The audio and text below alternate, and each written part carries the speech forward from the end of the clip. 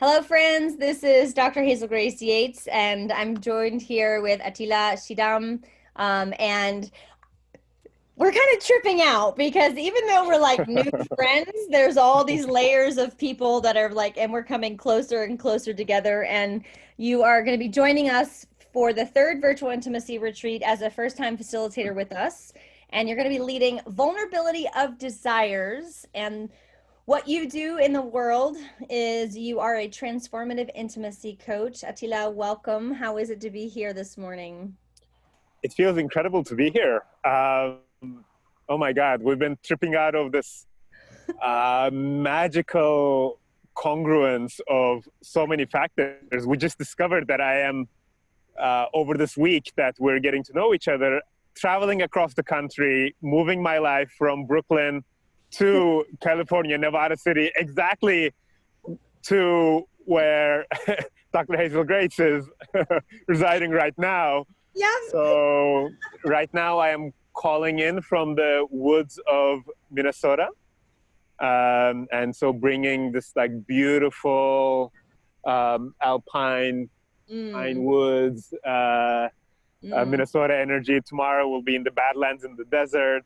Nice. Yeah, super excited to connect with you in this moment in time and space. Yeah, it's so magical. I love it. Thank you. um, the other thing that's kind of wild is there are multiple facilitators. Someone just lost their home. Someone's moving to Oh my God. Mexico. I mean, these facilitators are all just like doing this and like being willing to show up in it's just like such a testament to what I say is like our adaptability and our Yeah. durability and our Yeah. willingness to be able to somehow continue to show up in our magic and our medicine. Yeah. Because like if there's any time I say for us to find our ground and to support other people, it's now. So true. So true. Yeah. Thank you for sharing that. And Yeah. and speaking of that ground, it's so interesting. I've been reflecting so much on what gives that grounding and what gives that sense of placement and sense of safety and security. Mm. I've had a life in New York that has had a degree of stability and security for the last few years. And as I'm going through this transition, I feel like I've never felt more at home because I know I'm following my soul's path, and it's so deeply grounding.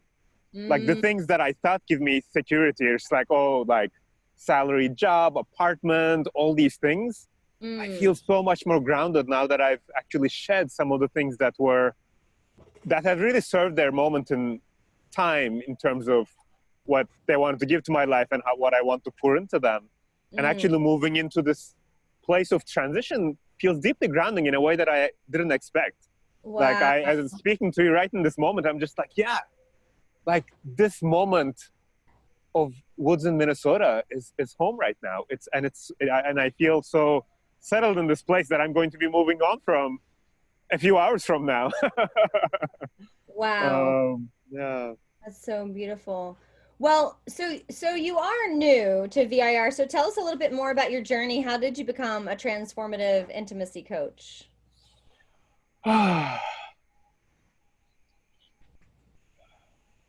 My journey was that I spent a very good chunk of my life creating the image of the ideal life that I thought that I wanted to live. So that involved getting a PhD, that involved getting a fancy job, working at the top of my field in a kind of fancy, complex nonprofit world. Living in New York, really living the life of just kind of like this beautiful social environment, activities, resources, cultural events. And it looked like, I mean, if I could look forward in my early 20s and say, like, what is the life that you want to build? It would be like, yeah, like this life that I built myself in Brooklyn, New York would be it. Uh-huh. Right. And I woke up one morning.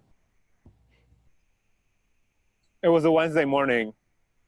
Wednesday. You said Wednesday. It was a Wednesday morning. And I woke up And I thought of all the things that I had planned to do that day, including all the meetings that I had, all the things I'm going to coordinate, and then my evening activities. And I absolutely did not want to get out of bed.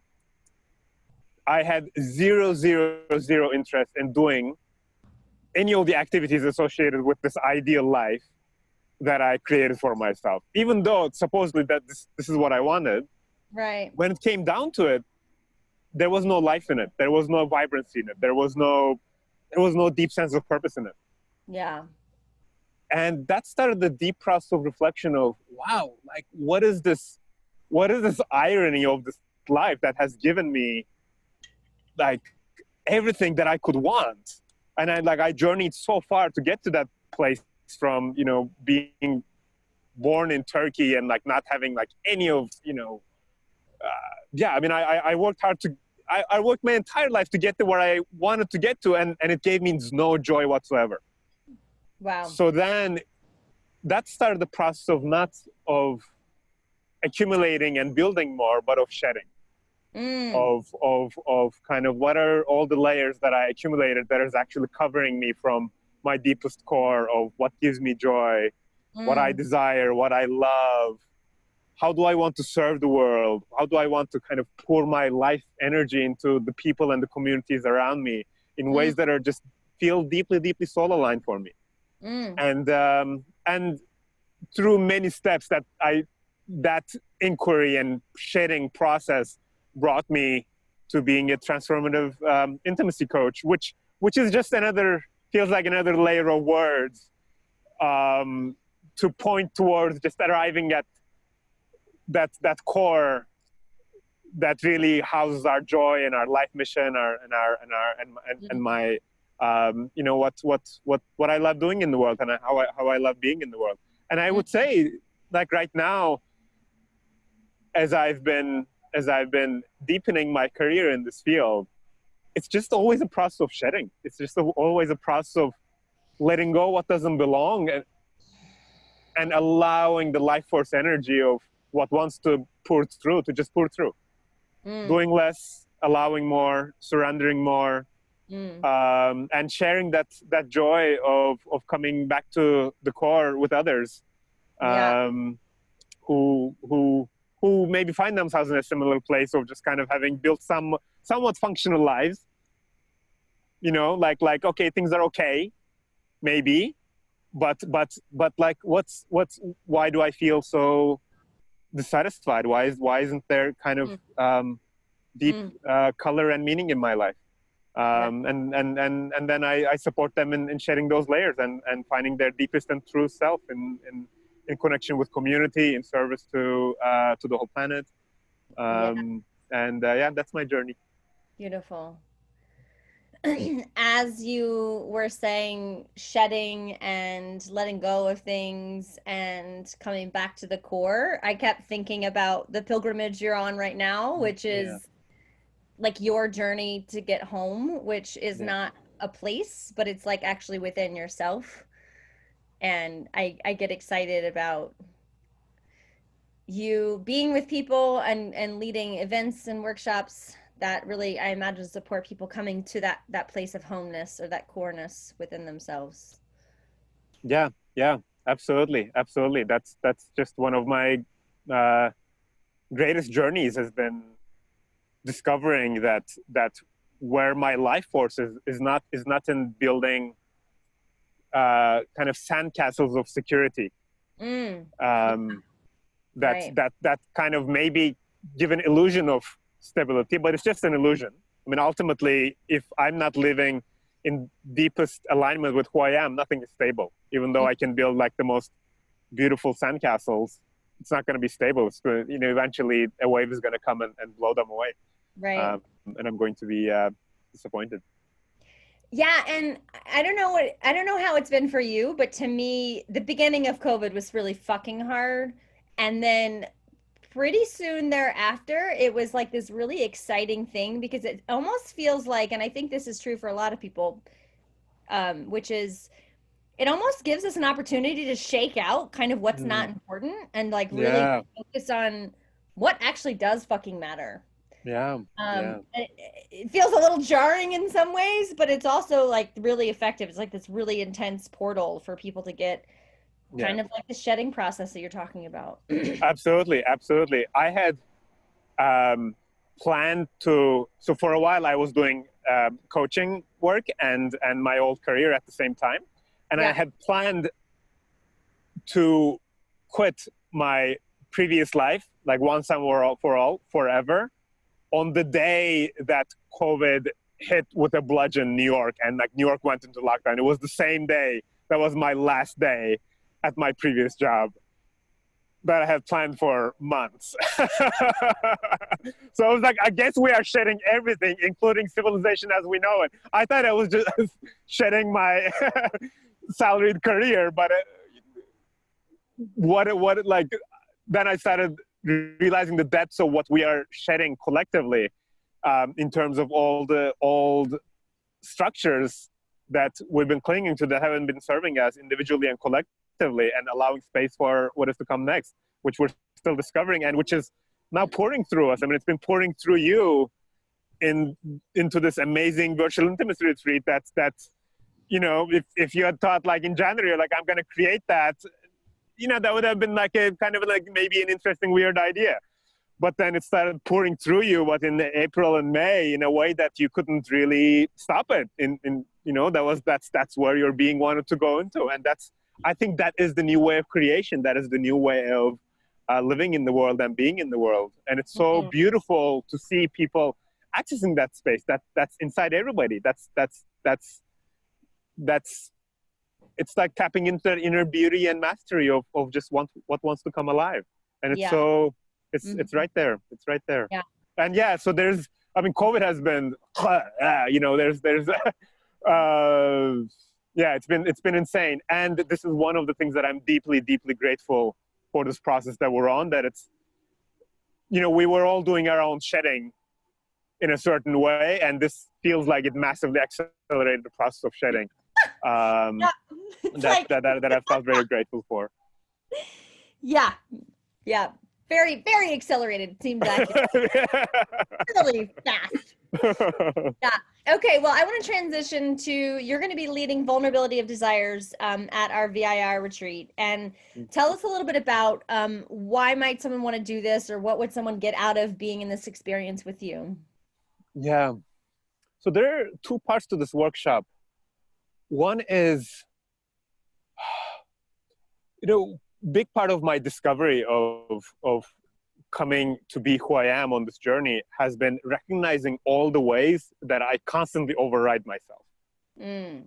Mm-hmm. It's almost like what I have been taught is that to function in the world, to be successful in the world, to have social prestige in the world, to kind of go up my ladder of careers and rankings, I need to override myself. I need to put my joy aside, put my deepest desires aside.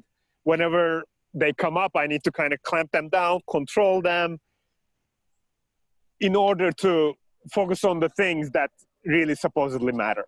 Mm. And so much of my process of shedding has been stopping this process of overriding myself, like, Mm. and tuning into kind of the desires at my deepest core. And it's something that I'm still learning how to do. So I'm kind of sharing this process of doing with others as I'm also learning myself, because Yes. it's so intimate and vulnerable. I mean, there are two things that I find really vulnerable about it. One is the process of like deeply asking myself, oh, like what is it that my soul deeply yearns for? Mm.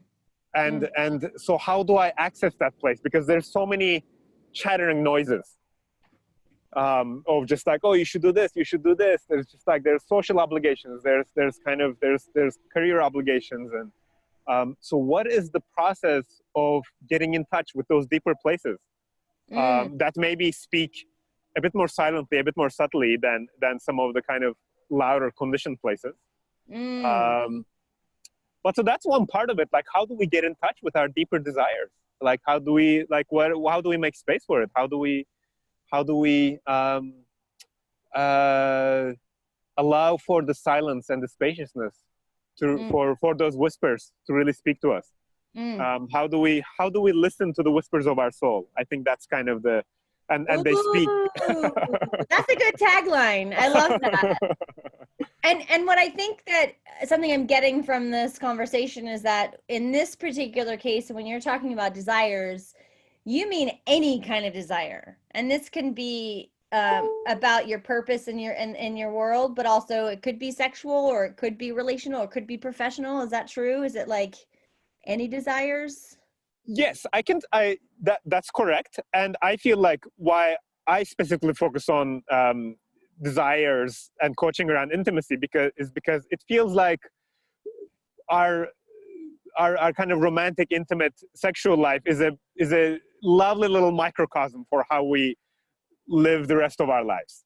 Mm. So I love kind of diving into that as a way to kind of bring up how we approach anything else about our lives. Um, Nice. you know, Okay. if we have our joys, if we have our the things that we're deeply afraid of, if we have our shame, like if I cannot like ask for a massage from my partner, even though like I deeply want it, because like asking for it just feels too exposing and vulnerable, then like I probably also can't go for and like claim the career that I desire.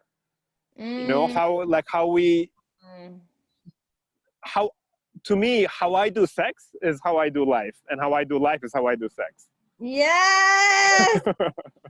Oh, yes. Yeah. So sex is a microcosm. It's not everything in life, but it's it's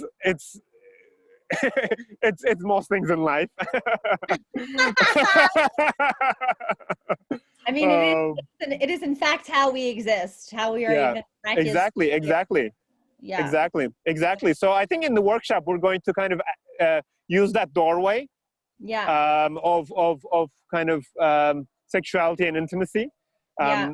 and really working on listening to and claiming our desires in that domain. But we'll be very open to what the lessons and the guidance and the intuition that brings us about kind of just everything about our lives. Because I think, I mean, I'm an intimacy coach. I think getting better at bed is a byproduct, but I'm not an intimacy coach because I solely want to allow people to have better sex in bed. Right. I want people to make love to life. That's what I'm here for. And I Yes. feel like sex is a great starting point to explore making love to life. Love it. Okay, I really hope that I get to come to your workshop. And something I really appreciate and celebrate and honor about you as a facilitator in this moment is the the vulnerability, the humanity, the humility of you saying like, "Hey, I'm doing this with y'all.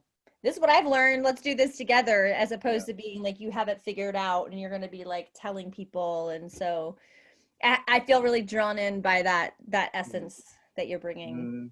Thank you for reflecting that. I really appreciate that. I really appreciate that.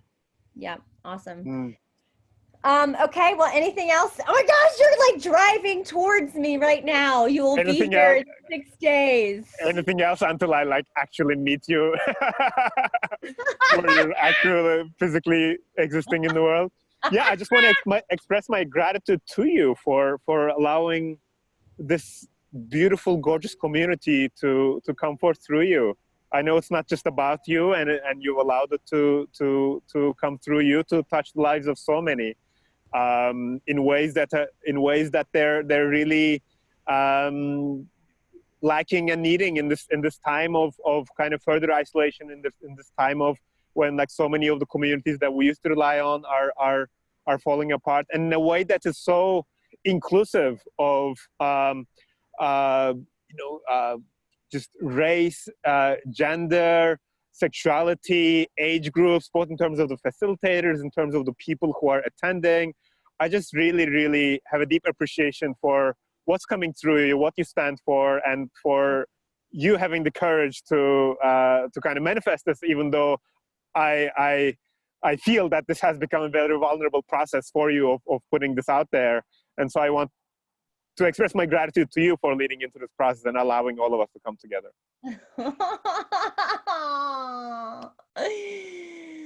Oh, I feel seen. And I love how you are using the language of this coming through me. Because it's a yes and, right? It is me Yeah, and it's not me. yeah, yeah, And like absolutely. honoring both of Absolutely. those parts. So oh my Absolutely. gosh, I'm so excited to see you. Yeah, Get absolutely. on out here. Cannot wait to meet you in person. And I cannot wait to meet all the participants and other facilitators that we'll be encountering over this weekend. I Oh cannot my wait for this weekend. God. It's Yeah. amazing. It's Yeah. amazing. Awesome. All right. Well, we'll see you soon. Happy See you journey. soon. Happy Have an pilgrimage. incredible day. Bye All bye. right. Thank you.